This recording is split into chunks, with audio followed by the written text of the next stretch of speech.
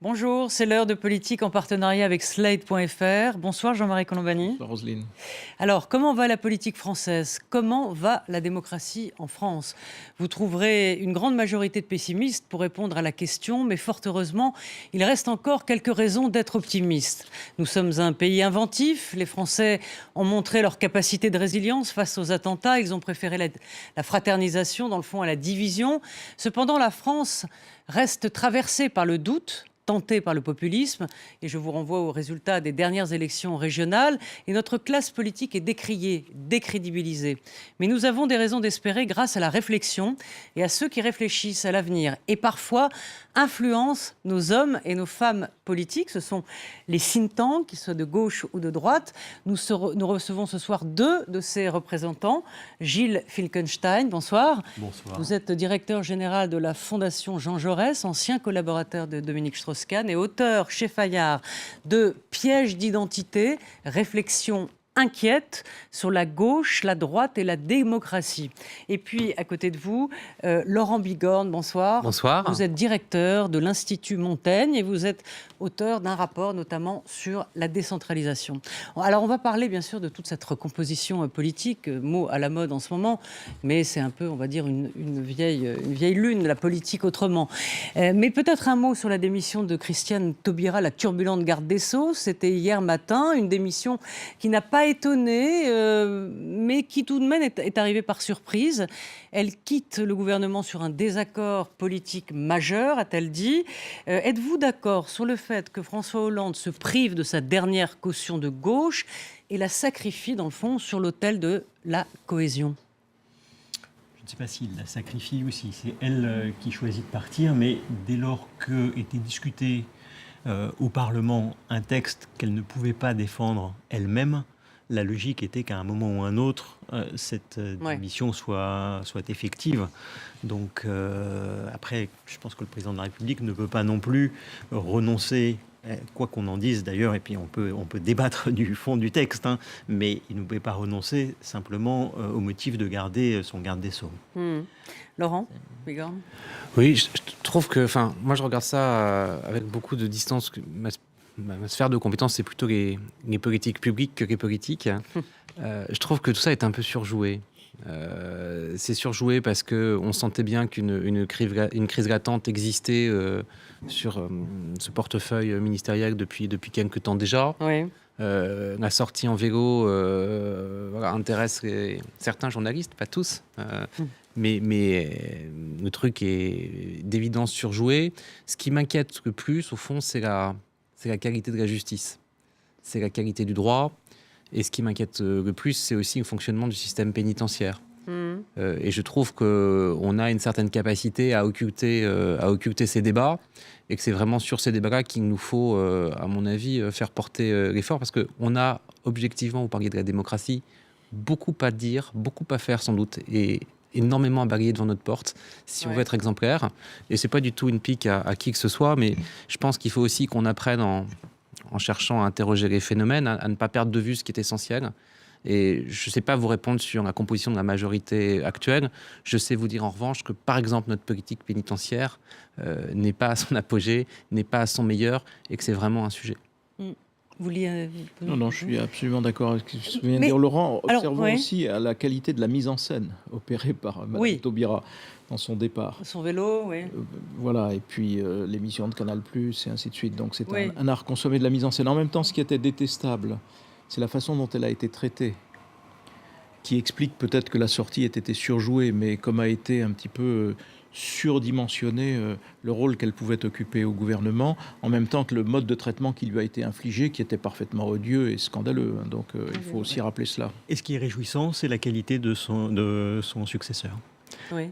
Jean-Jacques Urvoas a une personnalité qui est très atypique dans le monde politique. C'est un universitaire. Et il y en a très peu parmi les responsables politiques, très peu parmi ses prédécesseurs comme garde des Sceaux. C'est un vrai parlementaire. quelqu'un qui n'avait pas seulement un mandat parlementaire, qui avait l'âme parlementaire, c'est-à-dire qui aimait le débat parlementaire, le travail législatif, Oui. le contrôle parlementaire, ce qu'il a fait sur l'application de l'état d'urgence à la tête de sa commission. Et c'est un vrai social-démocrate qui a à la fois des convictions et le sens du compromis. Donc je pense qu'il connaît très bien tous ces sujets-là.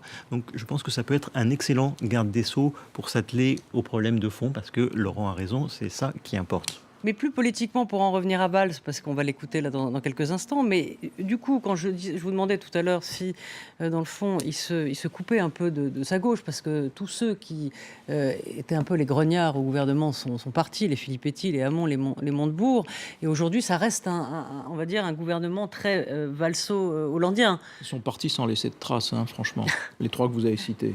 D'accord. Donc, alors on va écouter Manuel Valls ce matin qui donne un petit tacle à Christiane Taubira, parce que vous savez, quand elle est partie, elle a dit partir, résister, c'est partir. Mais vous allez voir que ce qu'il dit va nous lancer sur le débat qui vous intéresse. Donc on écoute Manuel Valls, c'était ce matin au vœu à la presse. Résister aujourd'hui, ça n'est pas proclamer. Ça n'est pas faire des discours. Résister, c'est se confronter à la réalité du pays. Et je pense que dans ce moment-là, la gauche qui gouverne est utile au pays. Et je pense même que dans ce moment-là, et je le dis sans aucune forme de sectarisme, bien au contraire, la France a besoin de la gauche. Et d'une certaine manière, heureusement, face à ces crises, à ces tensions, heureusement, c'est la gauche qui gouverne la France. Et qu'on l'appelle social-libéral, social-réformiste. Mais moi, je suis réformiste, je suis libéral, je suis social, je suis de gauche et je suis français et républicain d'abord, parce qu'au fond, peu importe les étiquettes. Alors, peu importe les étiquettes, voilà. Est-ce que vous avez le sentiment, Gilles et Laurent, que la gauche a un problème avec le réel? Elle a un problème, c'est un peu ce qu'il dit, c'est-à-dire que être de gauche, on peut être de gauche et on peut affronter le réel. Est-ce que quand on se dit de gauche, c'est pas souvent l'idéologie qui l'emporte plus sur justement l'action gouvernementale, et que parfois certains pensent un peu vieux là-dessus? Ah non, je pense que les responsables politiques ont souvent un problème avec le réel. On va parler peut-être tout à l'heure des questions d'identité. Sur la question de l'identité, la droite est dans un déni de réalité de ce qu'est la France aujourd'hui. Sur les questions économiques et sociales, la gauche a longtemps été dans un déni de réalité de ce qu'est le monde d'aujourd'hui. Et donc quand Manuel Valls dit la gauche doit se confronter au réel, ou le pays doit se confronter au réel, je pense qu'il a parfaitement raison. Et un des débats un peu souterrains qui traverse la gauche aujourd'hui, c'est de savoir si, dans ce qu'est la réalité du monde d'aujourd'hui, du rapport de force qui existe, est-ce que la gauche veut gouverner ou pas? Et c'est un clivage qui n'est pas propre à la France. On le voit d'une certaine manière aux États-Unis, dans les primaires démocrates entre Bernie Sanders et Hillary Clinton. On l'a vu au Royaume-Uni avec l'élection de Jeremy Corbyn à la tête du Parti travailliste. On l'a vu au sein même de Syriza, donc à la gauche de la gauche, oui, avec la scission avec Varoufakis. À chaque fois, c'est le même débat au fond qui est posé, c'est la gauche, dans le monde d'aujourd'hui, veut-elle gouverner ou non? Si elle veut gouverner, elle doit se confronter au réel et donc à ses difficultés. Laurent? Je crois que, et moi je vais regarder les choses un peu en historien, à chaque période de tension, de crise, je crois pas qu'on est dans une crise économique, ou une mutation économique, on l'appellera comme on veut, depuis maintenant presque une décennie. Ça a commencé en 2008 et les spasmes n'ont pas cessé depuis. On voit bien que dans toutes ces situations, les modérés, les démocrates, qu'ils soient de gauche, de droite, sont toujours polarisés ou mis en tension par les extrêmes. C'est quelque chose, c'est un processus qu'on connaît assez bien, qui est consubstantiel de la démocratie moderne en Europe. Donc ça, c'est, j'allais dire, une grille de lecture qu'on peut appliquer. J'ai un vrai point de désaccord avec le Premier ministre, alors qu'il ne se focalise pas sur cette prise de parole, mais d'une certaine façon, il y fait écho, parce qu'aujourd'hui, donc, il y a cet appel au réel, cette proclamation du réel par le Premier ministre. J'ai été profondément choqué par ces mots du 9 janvier dernier, quand il a dit qu'au fond, chercher à expliquer, chercher à comprendre, c'est déjà peut-être vouloir excuser. Et il avait en tête, évidemment, les événements de janvier et de novembre. Et je trouve que c'est vraiment une faute. Et c'est une faute plus qu'intellectuelle, c'est presque une faute morale. C'est presque une faute morale. Et une des choses qui m'a beaucoup frappé ces derniers mois, c'est la fracture entre, au fond, le pouvoir universitaire. C'est la fracture des présidents d'université. C'est la fracture d'un certain nombre d'intellectuels. Il y a comme une espèce de brouille personnelle aujourd'hui entre certains intellectuels et François Hollande et Manuel Valls. Et je trouve que ces déclarations ne sont pas responsables. On ne peut pas dire à des sociologues ou à des gens comme Gilles Kepel que chercher à expliquer, c'est presque déjà avoir excusé, sous prétexte qu'au fond, on reproche à son ministre de l'économie d'avoir parlé du terreau qui a enfanté ou qui a nourri ou qui a permis le surgissement d'actes monstrueux. Et je trouve qu'on ne peut pas donner de leçons sur le rapport au réel quand soi-même, on s'est mis en faute sur ce qui est quand même un des principes de la République, c'est-à-dire d'étayer l'art de gouverner sur le savoir. Jean-Marie ? Je pense qu'il faut aussi tenir compte, puisque Laurent en parle, de l'heure écart ou l'heure 20 d'explication de Manuel Valls à France 2, où il a notamment abordé ces questions, où il est revenu là-dessus, plus qu'en nuançant son propos, en considérant... Il aurait presque pu s'excuser, au fond, vis-à-vis des universitaires. En tout cas, il l'a fait publiquement, il l'a fait à la télévision. Donc, rester sur une phrase qui était en effet malheureuse, c'est un peu instruire un procès qui, à mes yeux, en tout cas, n'a plus lieu d'être pour qui a écouté Manuel Valls à la télévision. Je pense que... Et puis, je pense que ce qu'il avait en tête aussi, probablement, c'est il visait davantage une partie de la gauche, qui est volontiers aussitôt dans l'excuse, alors que lui est dans une logique de fermeté, il est dans une logique de répression où il faut entraîner un petit peu tout le monde, je pense. J'accepte le premier caveat, pas le second, parce que je pense qu'en réalité, il était dans une démarche plus politicienne ce jour-là, mais on ne va pas... Oui, mais ça, c'est toujours... On peut toujours corriger les déclarations des politiques par le sous-texte entre guillemets politicien. Néanmoins, il y a quand même toute une partie de la gauche qui est habituée à excuser, et c'était ça sa cible, plus que l'explication elle-même. Il s'en est encore une fois très, très nettement... il s'est très distancé de sa formule ce soir-là, mais bon, voilà. Il n'en reste pas moins à la fois, je crois que l'expression était à l'évidence maladroite. On sait qui elle visait, mais encore une fois, elle n'était pas bien ajustée. Mais au-delà de ça, c'est un bon symptôme de la difficulté, et parfois même d'une partie de divorce entre la gauche et le gouvernement et le monde intellectuel. Et je crois une des fonctions de structures comme l'Institut Montaigne ou la Fondation Jean Jaurès, en tout cas je parle pour la Fondation, c'est d'être un lieu dans lequel on réussit à faire parler et à faire travailler ensemble des gens qui ne le font pas ailleurs.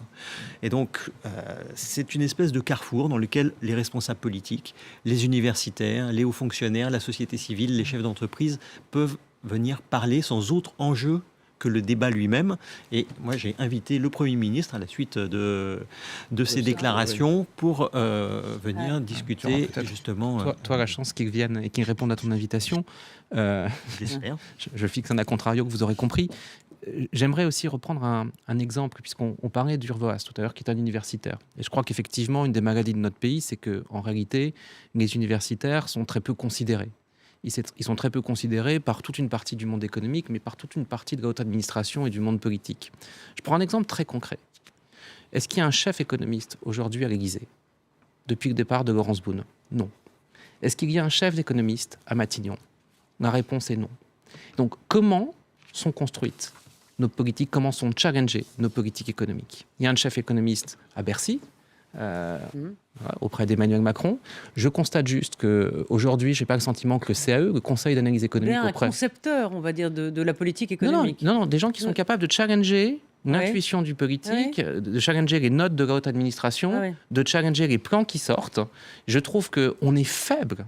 On est faible dans la fabrique de nos politiques économiques. On a un conseil d'analyse économique qui fait plutôt un excellent travail sous la direction d'Agnès Benassi-Kéré. On a le sentiment parfois qu'on vit dans deux univers parallèles.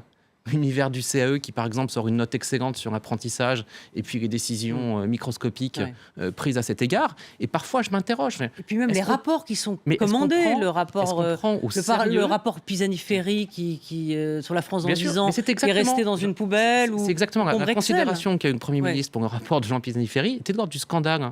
Ce rapport était, de mon point de vue, excellent. C'est pas mon intérêt que d'aller évidemment louer la qualité, mais je crois qu'il faut le dire, du travail dans le think tank, mais c'était un travail excellent. Et donc je trouve qu'on a le rapport au réel, il est aussi à un moment ou à un autre, il repose sur la capacité qu'ont les élites dirigeantes à s'intéresser à ce que produisent les intellectuels, non pas pour être tendance, non pas pour faire plaisir, mais tout simplement parce que c'est du travail, c'est de la recherche, c'est de la distance critique, c'est de la distance qui est saine. Et ce travail intellectuel n'est pas fait, ce qui explique quantitativement que notre politique économique, mais que notre politique tout court, a tendance à commettre dans ces pays. C'est un mode d'organisation historique parce que beaucoup repose sur la haute fonction publique, plus que le lien avec l'université, alors que dans les pays anglo-saxons, évidemment, le lien avec l'université est beaucoup plus fort, alors qu'en France, ce sont plutôt les hauts fonctionnaires qui dominent. Et puis, il peut y avoir aussi une part de présomption. Hein. Les politiques peuvent être présomptueux au point de dire « l'économie, je connais ». Pour parler de l'économie. Et on a bien vu qu'ils connaissaient assez mal depuis le début du quinquennat. Donc je suis assez d'accord avec ça. Ce quinquennat n'a aucun monopole en la matière. Hein. Non, bien sûr. Dont on parle c'est un bien largement partagé. Exactement. Alors on se retrouve, on continue le débat, on va parler de l'identité. Après un flash d'informations, on se retrouve avec nos invités. Jean-Marie Colombani.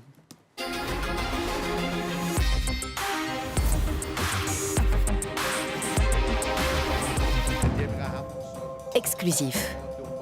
Hassan Rouhani, le président iranien, est l'invité de France 24.